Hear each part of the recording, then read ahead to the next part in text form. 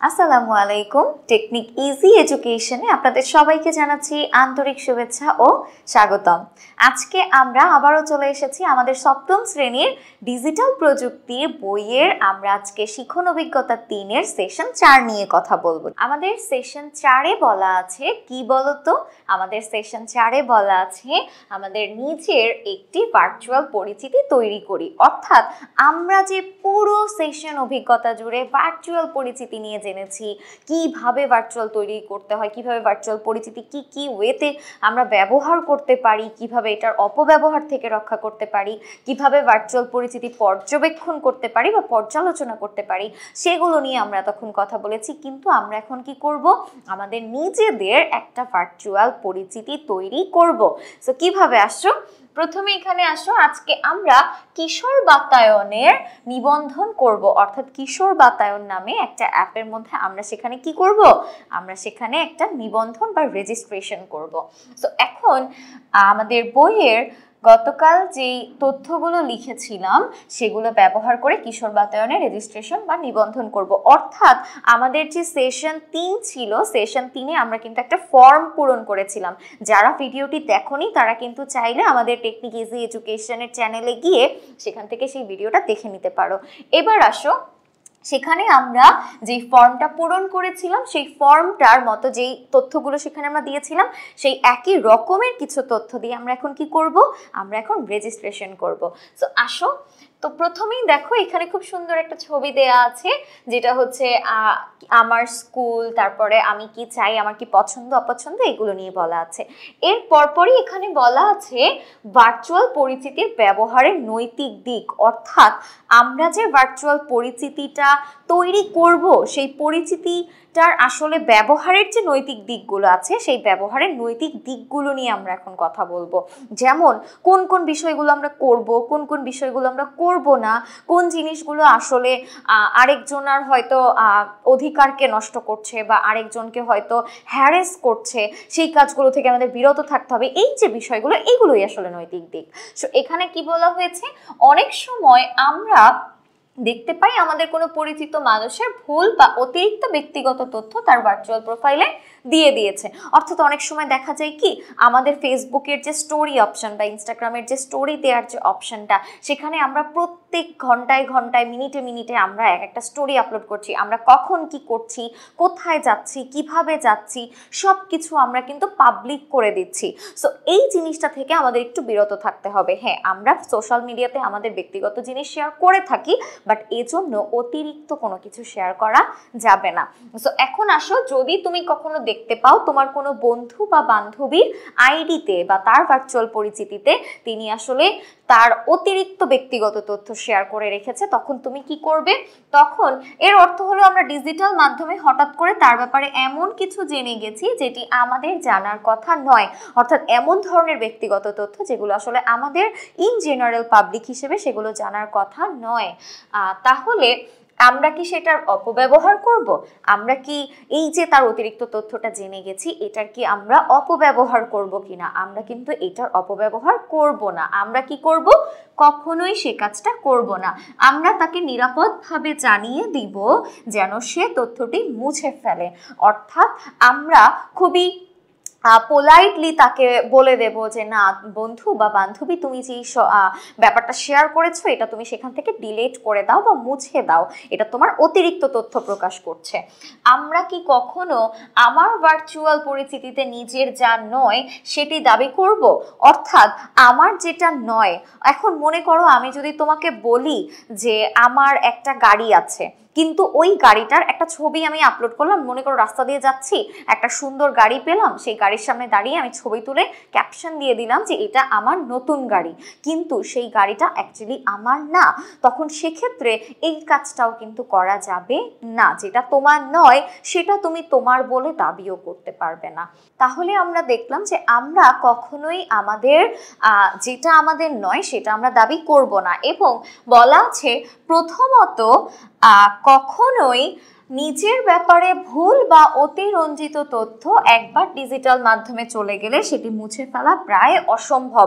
কাজেই আমরা এমন কোনো কাজ করব না যেটি 30-40 বছর পরেও আতঙ্ক হয়ে আমাদের তাড়া করে বেড়াবে। অর্থাৎ এরকম অনেক হয় না যে ইদানিং দেখবে এখন কিন্তু খুব অনেক মানুষই খুব সহজেই সবাই কিন্তু ভাইরাল হয়ে যাচ্ছে, কোনো একটা নেগেটিভ পারপাসেও ভাইরাল হচ্ছে, আবার কোনো একটা পজিটিভ পারপাসেও ভাইরাল হচ্ছে। সো আমরা কখনোই এমন কিছু করব না বা এমন কিছু শেয়ার করব না যেটার কারণে আমরা পরবর্তীতে আমাদের 30-40 বছর কিংবা বলতে পারো একদম সারা জীবন সেই জিনিসটা আমাদেরকে তাড়া করে বেড়ায়। এই কাজটা আমরা কখনোই করব না।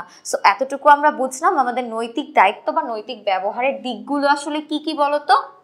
নৈতিক ব্যবহারের দিকগুলো হচ্ছে আমরা প্রথমত আমাদের কোনো বন্ধু যদি বেশি কোনো তথ্য প্রকাশ করে ফেলে, অতিরিক্ত ব্যক্তিগত তথ্য, সেটাকে আমরা খুব পোলাইটলি এবং খুবই নিরাপদভাবে তাকে বলবো বন্ধু তুমি সেটা মুছে ফেলো। এবং ঠিক তার পরপরই আমরা যেটা আমাদের নয় সেটা কখনোই দাবি করব না। আমরা এমন কোনো কিছু আমাদের সোশ্যাল মিডিয়াতে আপলোড করব না যেগুলো আমাদেরকে থেকে যাবে এবং পরবর্তীতে 40-50 বছর বলো কিংবা সারা জীবন আমাদেরকে সেটা কষ্ট দিয়ে যাবে। এই কাজটা আমরা করব না। এরপরে আসো আমাদের ঠিক এরপরেই একটা রেজিস্ট্রেশন ফর্ম দেয়া আছে। এখানে আমাদের শিক্ষার্থীর আর্কাইভ, অর্থাৎ এখানে আমাদের কি করতে হবে, এখানে শ্রেণী এবং সাল নিবন্ধন করতে হবে। এই কাজটা আমরা এখান থেকে করব। এরপরে আসো ওই ছবিটার পরপরই কি আছে, কিশোর বাতায়ন বা কানেক্ট রেজিস্ট্রেশন বা সাইন আপ করার পর আমার ভার্চুয়াল পরিচিতির বিস্তারিত তথ্য দেওয়ার জন্য আমাকে তথ্য সম্পাদনা করতে হবে। অর্থাৎ আমি এখানে কি করব, আমার কিশোর বাতায়ন বা কানেক্টে রেজিস্ট্রেশন বা সাইন আপ করার জন্য আমাকে কি করতে হবে, আমাকে আমার ভার্চুয়াল পরিচিতির বিস্তারিত তথ্য দেওয়ার জন্য আমাকে তথ্য সম্পাদনা করতে হবে। কি কি তথ্য দিতে হবে তা পরের ছবিতে দেখা যাচ্ছে, সেই অনুযায়ী আমরা তথ্য প্রদান করব। তো আসো আমরা পরের ছবিটা দেখি সেখানে আসলে কি বলেছে। আমাদের পরের ছবিতে একটু খেয়াল করো, সবার প্রথমেই আছে নাম, অর্থাৎ তুমি যে মিস জরিনা সেই জরিনার নামটা তুমি ঠিক এখানে লিখে রাখবা। এখানে বনলতা সেন দেয়া আছে, কিন্তু আমরা কেউ বনলতা সেন নাও তো হতে পারি, আমরা জরিনা, সখিনা, কুদ্দুস, রহিম এরাও তো হতে পারি। তো আমরা আমাদের নামটা এখানে লিখে ফেলবো। এরপরে ফোন বা মোবাইল লেখা থাকতে পারে, ফোন নাম্বারের জায়গায় আমরা একটা নাম্বার লিখে রাখবো এবং অবশ্যই সেই নাম্বারটা হয় সেটা আমাদের বাবা, মা, বড় ভাই, বড় বোন কিংবা আমাদের নিজেদের নাম্বার হতে পারে। এরপরে পরবর্তীতে এখানে তোমাকে জেন্ডার বা লিঙ্গের কথা বলা আছে। এখানে যেহেতু আমরা বনলতা সেন তাই এখানে আমরা কি মেয়ে বা ফিমেলকে সিলেক্ট করেছি। এরপরে আসো জন্ম তারিখ, এখানে তারিখ, এখানে সাল, এখানে তারিখ এবং এখানে হচ্ছে সালটা দেয়া আছে, অর্থাৎ মাস, তারিখ, সাল এখানে দেয়া আছে।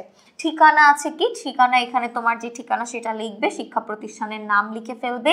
শ্রেণী আমরা সপ্তম শ্রেণীতে পড়ি, মনে করো তুমি শাখা এ শাখাতে পড়ো সেজন্য তুমি এ লিখেছো। তুমি যদি শাপলা শাখায় পড়ে থাকো তুমি এখানে শাপলা লিখবে। এরপরে আসো পরবর্তীতে হচ্ছে শিক্ষার স্তর, অর্থাৎ তুমি কোন স্তরে পড়াশোনা করছো। আমরা জানি সপ্তম অর্থাৎ ষষ্ঠ থেকে দশম শ্রেণী পর্যন্ত আমরা সেটাকে মাধ্যমিক স্তর ধরতে পারি, এই জন্য এটা আমরা মাধ্যমিক স্তরে পড়াশোনা করছি। রোল কত, রোল এখানে 11 দেয়া আছে, কিন্তু আমি জানি আমার সব ব্রিলিয়ান্ট স্টুডেন্টরাই এখানে যেহেতু আছে তাই তাদের সবার রোল হয়তো 1 থেকে 10 বা 12-15 মধ্যেই আছে। সো তোমরা এখানে তোমাদের রোলটা দিয়ে দিবে। এরপরে আমার সম্পর্কে, এখানে আমার সম্পর্কে বলতে আসলে বোঝানো হয়েছে তুমি, অর্থাৎ তুমি যে আইডিটা তৈরি করছো তোমার সম্পর্কে তুমি কিছু এখানে বলবে। এখানে আমাদের বলা আছে আমি আমার দেশকে খুব ভালোবাসি, আমার পছন্দের খাবার কি, বা আমি কোন জায়গাটায় যেতে সব থেকে বেশি পছন্দ করি, আমার কোন বন্ধুর সাথে আমার মানে কিরকম বন্ধু খুব পছন্দ, বা কোন বন্ধু আমার বেস্ট ফ্রেন্ড সেটা আমি বলতে পারি। অর্থাৎ ইটস অল অ্যাবাউট তোমার একদম মাইসেলফ বলতে আমরা যেটা বুঝি তোমার সেই ব্যক্তিগত কিছু কথা, কিন্তু অবশ্যই এমন কোনো গোপন ব্যক্তিগত কথা সেখানে থাকবে না যেটা আসলে তোমার অতিরিক্ত তোমাকে প্রকাশ করে। তোমার জাস্ট যতটুকু হলে প্রয়োজন ঠিক ততটুকু দিয়েই তুমি সেটা কমপ্লিট করবে। এরপরে আসো পরবর্তীতে এখানে আমাদের এই ছকের নিচের দিকে দেখো নিচের দিকে এখানে আমাদের প্রোফাইল পিকচার বলা আছে। প্রোফাইল পিকচার ব্রাউজার থেকে আমরা কি করব, আমাদের পছন্দ মতো আমাদের একটা ছবি আমরা সেখানে ব্যবহার করব। এরপরে এখানে সাবমিট অপশানে আমরা ক্লিক করে দিলে আমার কিন্তু সেটা সাবমিট হয়ে যাবে। এরপরে আসো পরবর্তীতে আমরা এখানে দেখি কি লেখা আছে, কিশোর বাতায়নের মতো করেই আরো অনেক সেবা নেওয়ার জন্য পরবর্তীতে আমাদের ভার্চুয়াল পরিচিতি তৈরি করতে হবে। ই কমার্স বা নাগরিক সেবা নিতেও বিভিন্ন ওয়েবসাইটে আমাদের নিজস্ব তথ্য দিয়ে ভার্চুয়াল পরিচিতি তৈরি করে নিতে হয়। ই কমার্স বলতে আমরা আসলে বুঝি ইলেকট্রনিক কমার্স। ই কমার্সের মাধ্যমে ব্যবসা বাণিজ্যের বিভিন্ন কাজকর্ম করা হয়। বিভিন্ন নাগরিক সেবা অর্থাৎ তুমি মনে করো যে কোনো ধরনের সেবা পাওয়ার জন্যও কিন্তু তোমাকে নিবন্ধন করতে হতে পারে। এরপরে আসো, নিরাপদ ওয়েবসাইটে আমাদের সঠিক তথ্য ও ছবি দিতে হয়, আবার অনেক ক্ষেত্রে সেটা প্রযোজ্য নাও হতে পারে। সেখানে নিজের সব পরিচয় প্রকাশ করা ঠিক হবে না, অর্থাৎ আমরা কিন্তু আমাদের ব্যক্তিগত অতিরিক্ত কোনো তথ্য সেখানে প্রকাশ করব না। এখন আসো ঠিক তার পরবর্তীতে কি বলা আছে, এমন অনেক রকম মাধ্যম রয়েছে যেখানে সকল তথ্য দেয়া ঝুঁকিপূর্ণ হয়ে থাকে, অর্থাৎ তুমি যদি কোনো তথ্য অতিরিক্ত দিয়ে থাকো সেটা কিন্তু অপব্যবহার হওয়ার একটা সম্ভাবনা থেকে যায়। এজন্য আমরা যখন আমাদের কোনো ভার্চুয়াল পরিচিতি তৈরি করব তখন সেক্ষেত্রে আমরা কি কি তথ্য দিচ্ছি আর কি কি দেওয়া উচিত না, কি কি দেওয়া উচিত, সেই ব্যাপারগুলোতে আমাদের একটু সচেতন থাকতে হবে। তাই আমাদের অনেক সুবিধা নেওয়ার জন্য এজন্য আমাদের নিরাপদ ভার্চুয়াল পরিচিতি তৈরি করা জরুরি। আশা করি সবাই বুঝতে পেরেছো। আমাদের এখানেই কিন্তু আমাদের শিখন অভিজ্ঞতা 3-এর সেশন 4-এর সমাপ্তি ঘটছে। সবাই ভালো থাকবে, সুস্থ থাকবে। দেখা হবে অন্য আরেকটা পর্বে তোমাদের সবার সাথে টেকনিক ইজি এডুকেশনের এই চ্যানেলে। ততক্ষণ পর্যন্ত ভালো থাকবে। সবাইকে আল্লাহ হাফেজ।